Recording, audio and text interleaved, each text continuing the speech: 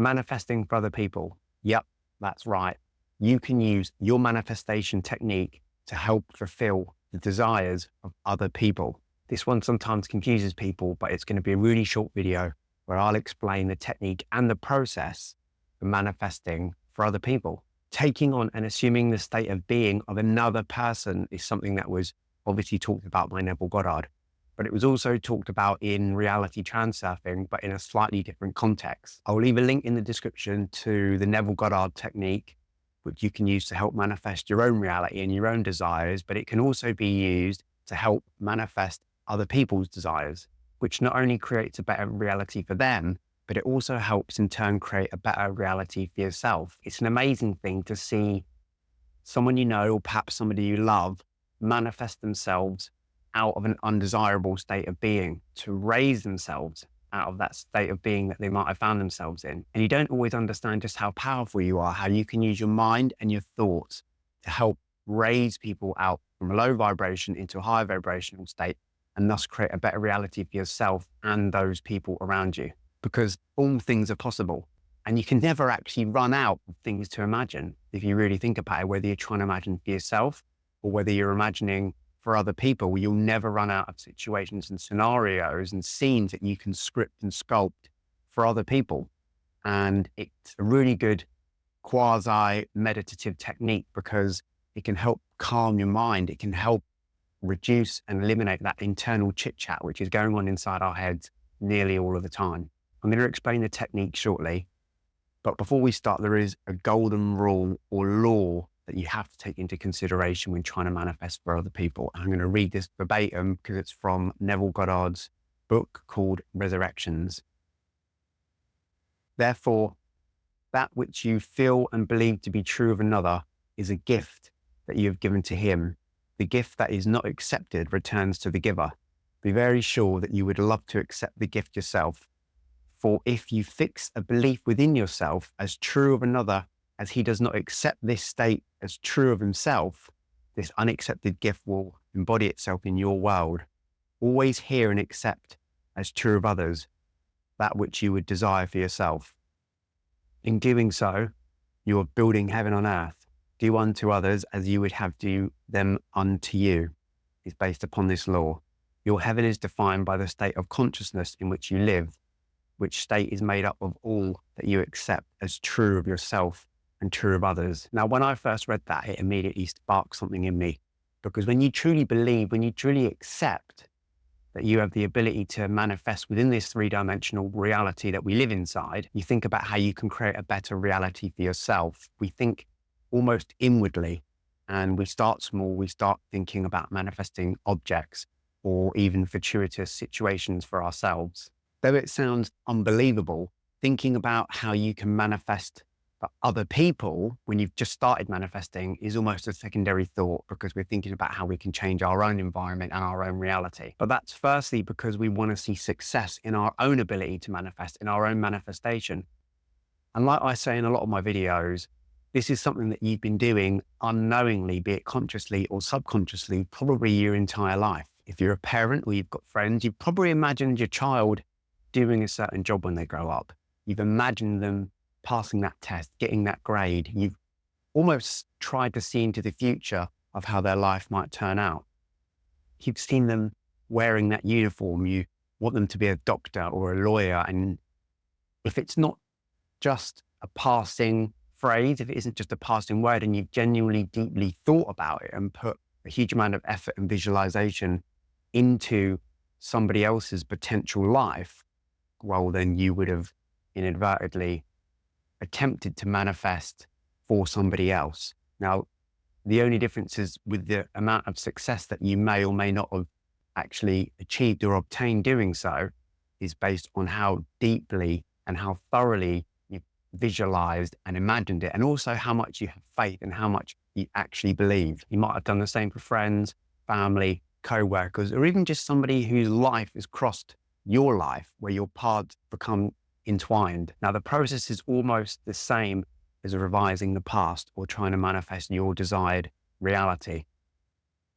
The only difference is that you're using your thought energy to vibrate and resonate at a different vibration. And it's the vibration of the person who you're trying to manifest for. So ultimately, when your minds are thinking at the same resonant frequency, that's when changes start occurring, and that's when manifestations start materializing. I like to think about it as if you're at a party and you're playing really loud music and there's a song coming through the speaker with a bass, with a really heavy bass line. If you was to put the speaker outside, that sound would travel through the air, it would travel through the information field, and nearby people would start to feel that vibration. Not only would they hear it, but you'd be able to feel it vibrating inside your chest.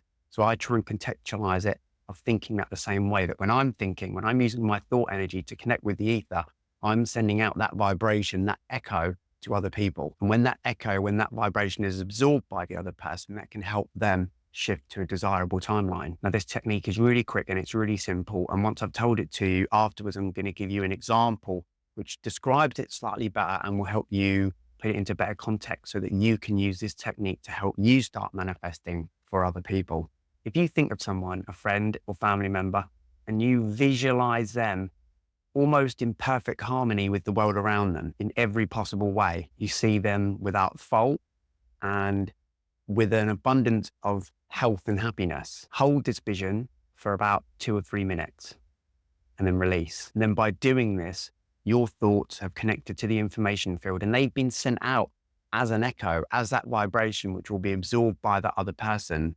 And then thus, your thoughts, your visualization, your imagining that other person doing whatever it is that you're imagining them doing, as long as it's something that they'd enjoy and that they'd willingly receive, will distort reality and will allow that manifestation to intrude into this 3D world. Now, I've got personal experience with seeing success with this technique. And this was before I'd even read any Neville Goddard. So this goes back a little while, but this just proves my point when I'm talking about unknowingly or subconsciously manifesting either for yourself or for other people.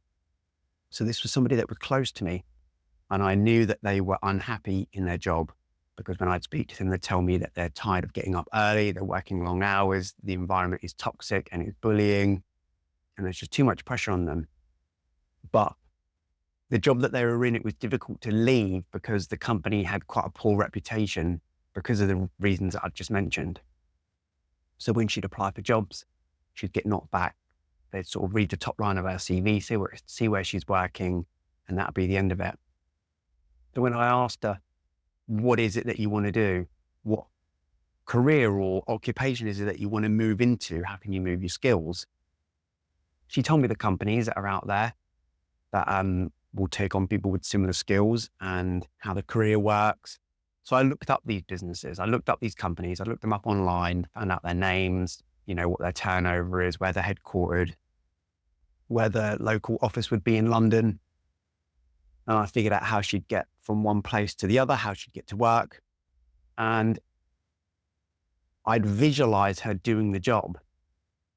I'd even go so as far as to imagining her wearing a slick suit and a slick blazer and getting out of the subway at the station and walking to the building. I looked up what the building looked like, or the office where they'd be working. And I imagined deeply her walking through the big glass doors. I imagined her getting her security pass out and going through the gate and saying hello to the receptionist. I imagined her saying hello to other people and other people greeting her. I imagined her feeling happy and fulfilled and excited about doing the job that she wants to do. I imagined it and visualized it so deeply that, I could have sat the interview for her almost in sort of a, tongue-in-cheek way of explaining it. But after a few knockbacks, eventually she got the job. She managed to get out of this toxic bullying, terrible working environment where there was no career progression, to going into a big international company where there was huge amounts and scope for progression. And now this person is highly successful and very influential in their chosen profession. So hopefully my example and the technique have interlinked to help it more digestible and easier to understand, so that you can start applying that technique. You're using your imagination and your ability and our human skills to visualize But instead of doing it for ourselves, we're doing it for somebody else. And it could be something simple as them opening their email and being offered a job. It could be them opening their paycheck, seeing how much more money they're getting paid and feeling how much happier that they'd feel if they were to be in that position. And once you assume that feeling, well, then the universe does the rest of the work. So have a think about a time when you might have subconsciously manifested something for somebody else, or in hindsight, you were trying to manifest it for them, but for various reasons, it didn't quite work out, perhaps because you didn't know about it, or you didn't have the faith or the belief, or you just didn't put enough thought into it. And like I said earlier, you can never run out of imagination. Your imagination is infinite, and there's untold amounts of people that you can use this on as a gift to other people, as well as trying to manifest for yourself, because what's good for somebody else, the universe will boomerang that back to you, and it will be good for you because you're doing this selflessly out of love and out of compassion for being a good human being. So have a think about that. Now, I hope you've enjoyed this short video. If you've got any comments, and please put them in the comment section. As always, please like and subscribe. And like always, I will see you folks on the next one. Bye-bye.